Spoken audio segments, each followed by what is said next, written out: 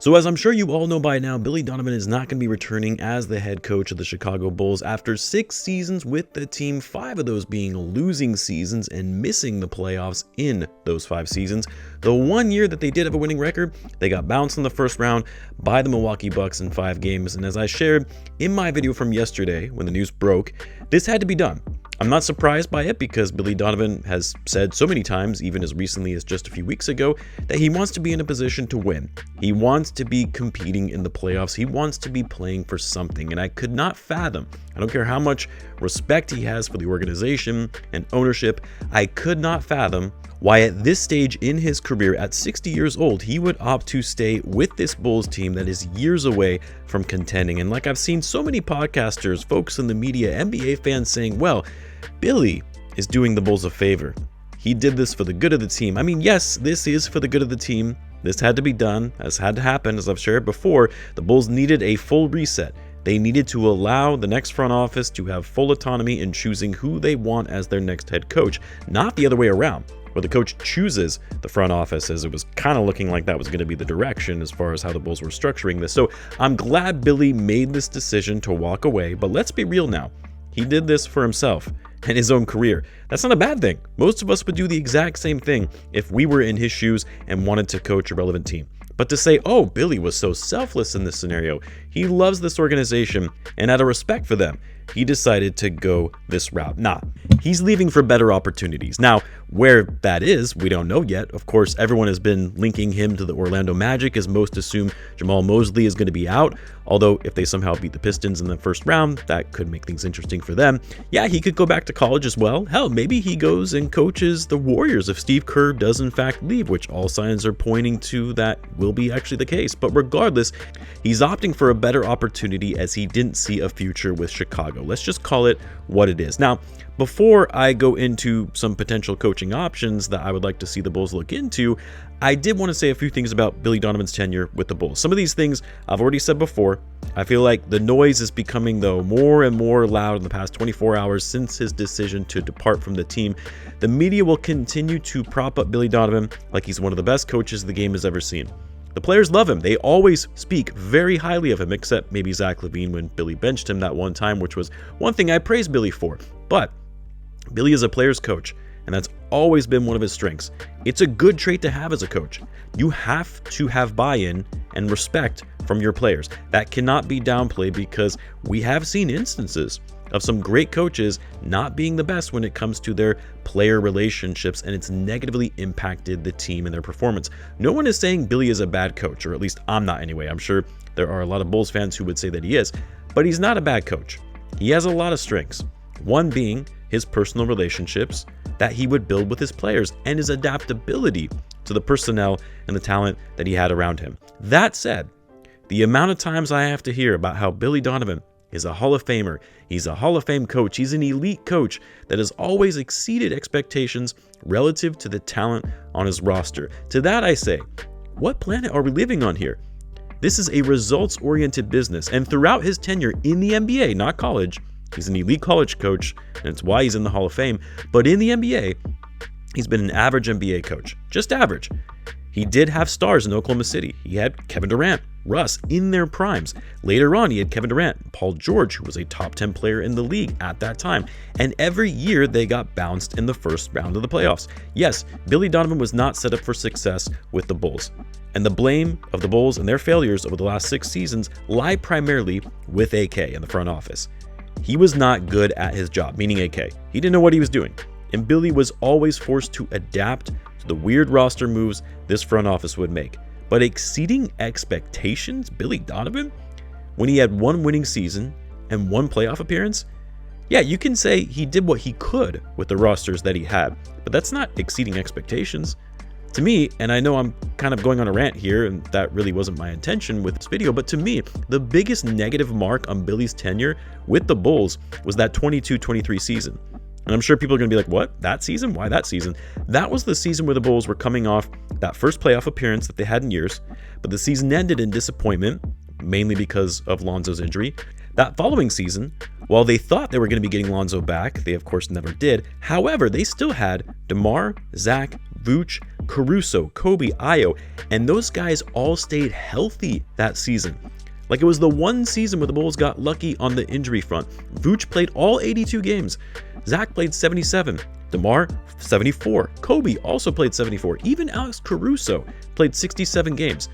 And that team finished the season below 500, 10th in the Eastern Conference, and lost in the play-in. I'm not saying that team should have been a title contender, far from it, but as misfit as you want to call that roster, they shouldn't have been as bad as they were. That roster should not have missed the playoffs in a weak Eastern Conference. And look, I could go back even further to his first season with the Bulls, when they still had Lowry Markkanen, Wendell Carter Jr. before they traded him for Vucevic. That team should have been better than what they were as a young team.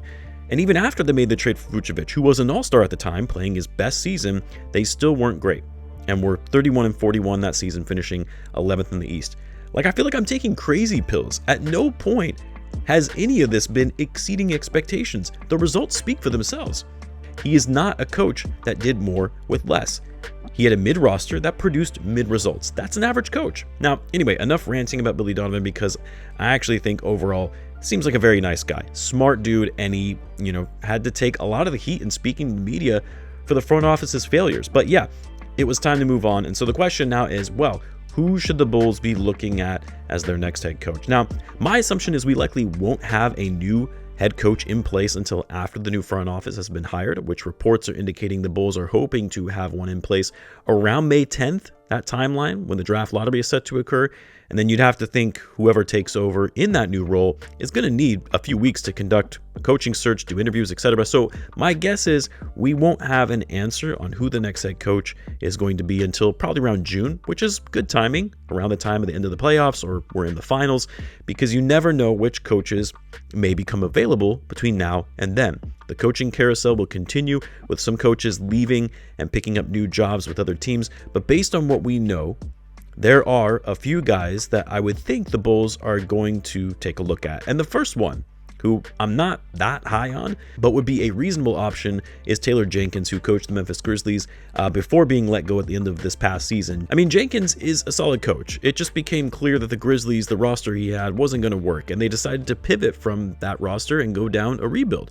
He's actually pretty young, only 41 years old, which is actually crazy. He looks a lot older than that. Sorry, Taylor.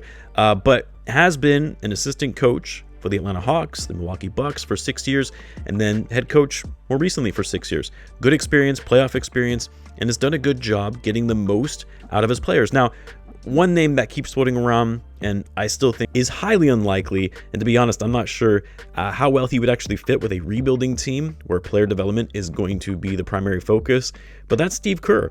According to reports, it's expected that he's not going to return to the Warriors. You've heard that from multiple media outlets, including ESPN, even Draymond Green saying on his podcast that he really believes this might be the end, and that Kerr has coached his last game with the Warriors. Now, I think from a nostalgia factor, which we know the Reinsdorfs just eat up, bringing him back, bringing a former Bull back from the 90s dynasty to coach this team, obviously would be a big win for the fans.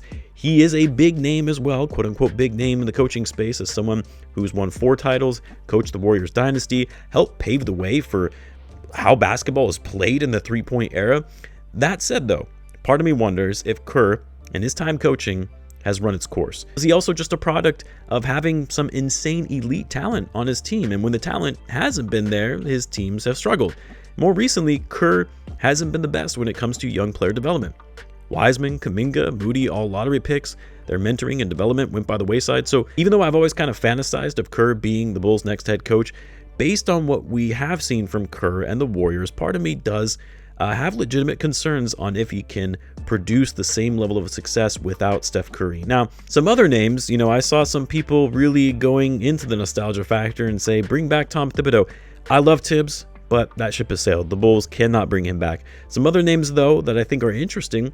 Sam Cassell, who was currently an assistant coach with the Boston Celtics, has been an assistant coach for his entire coaching career anyway, dating all the way back to 2008 when he retired as a player.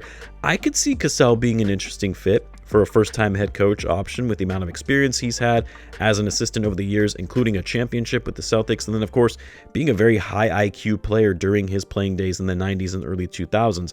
Now, there are, of course, college coaches that could look to make the transition to the NBA. One name I did hear floating around just a couple months back, and I find it hard to believe though, but I would certainly welcome it, is Jon Scheyer, who's the head coach of the Duke Blue Devils. He's only been with the team, at least as a head coach anyway, since taking over for Coach K in 2022. I really doubt he would leave such a prestigious program, but hey, coaching at the NBA level is generally considered a promotion, and he's an Illinois native. Young guy too, only 38 years old. He actually played for Duke back in the day, played in the G League and overseas for a period of time. He's been under Mike Krzyzewski's mentorship since 2014 as an assistant coach. Again, I can't see him leaving that program, but who knows? Maybe if they throw big money at him to try and get him to leave.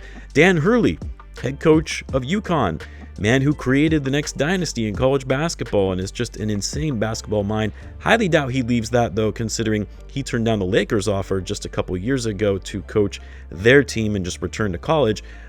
He's in a great situation there, but who knows? Maybe building a team from young players rather than being expected to win now in LA will be more intriguing to him. I say his name because there have been a lot of folks in the media just in the last 24 hours pushing hard for the Bulls to pursue this guy. And then of course you have other assistant coaches currently in the NBA that could look for promotions. Tiago Splitter, if the Blazers opt to not bring him in as a full-time head coach, given he's an interim head coach right now, but has done a nice job with that team.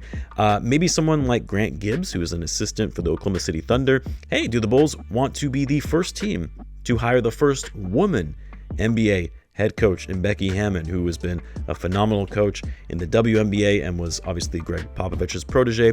Would Ty Lue consider leaving the Clippers after the disappointing season they had, the potential punishments coming down to their organization on the whole aspiration scandal? There are going to be options. There are going to be solid options for the Bulls to be able to choose from. Real quick though, before I end the video, rapid fire on hard no's for people that I do not want to see coaching this team. Doc Rivers, Mark Jackson, Mike Budenholzer. Keep those guys away from my team at all costs. That's all. Let me know what you guys think though. Let me know in the comments. As always, be sure to subscribe, and I will see you in the next one.